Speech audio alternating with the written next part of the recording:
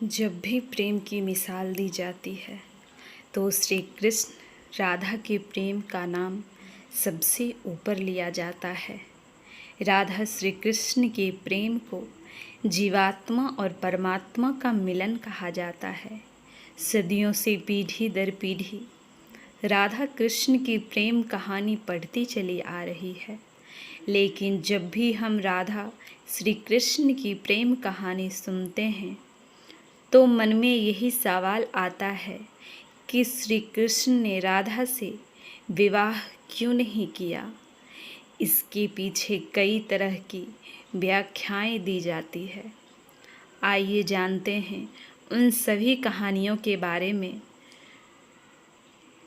कुछ विद्वानों के मुताबिक राधा कृष्ण की कहानी मध्यकाल के अंतिम चरण में भक्ति आंदोलन के बाद लोकप्रिय हुए। उस समय के कवियों ने इस आध्यात्मिक संबंध को एक भौतिक रूप दिया। प्राचीन समय में रुक्मिणी सत्यभामा समेत श्री कृष्ण मस्रा प्रचलित थी, जिसमें राधा का कोई जिक्र नहीं था। 3228 ईसा पूर्व देव की पुत्र श्री कृष्ण का जन्म हुआ। कुछ समय तक वह गोकुल में रहे, उसके बाद वृंदावन चले गए थे। श्री कृष्ण राधा से 10 साल की उम्र में मिले थे। उसके बाद वह कभी वृंदावन लौटे ही नहीं।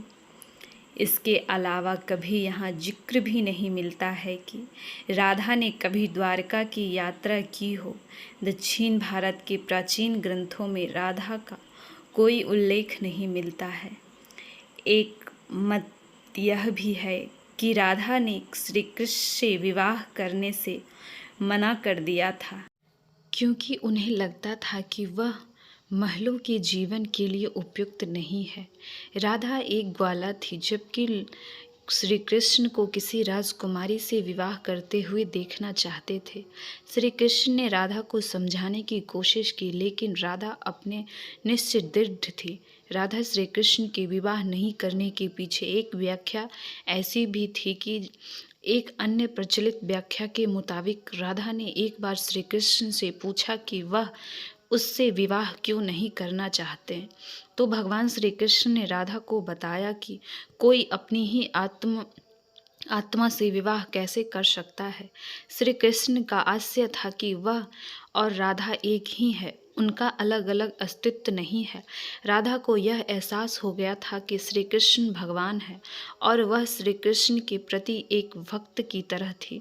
वह भक्ति भाव में खो चुकी थी, जिसे कई बार लोग भौतिक प्रेम समझ लेते हैं। इसीलिए कुछ का मानना है कि राधा और श्री कृष्ण के बीच विवाह का सवाल पैदा ही नहीं होता है। राधा और श्री कृष्ण के बीच का रिश्ता एक भक्त और भगवान का है। राधा श्री कृष्ण का श्री कृष्ण से अलग अस्तित्व नहीं है। विवाह के लिए 2 लोगों की आवश्यकता होती है।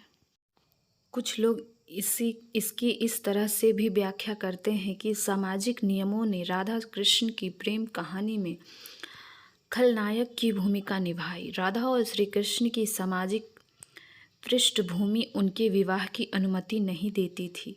राधा को ठीक तरह से समझने के लिए रस और प्रेम के रहस्य को समझना होगा। ये आध्यात्मिक प्रेम की अंदर आनंददायक अनुभूति है। एक व्याख्या के अनुसार कृष्ण और राधा के बचपन में खेल में शादी की थी, जैसे कि कई बच्चे शादी का खेल खेलते हैं, लेकिन असलियत में दोनों का विवाह कभी नहीं हुआ। वैसे भी उनका प्यार वैवाहिक जीवन के प्यार से ज़्यादा स्वाभाविक और आध्यात्मिक था।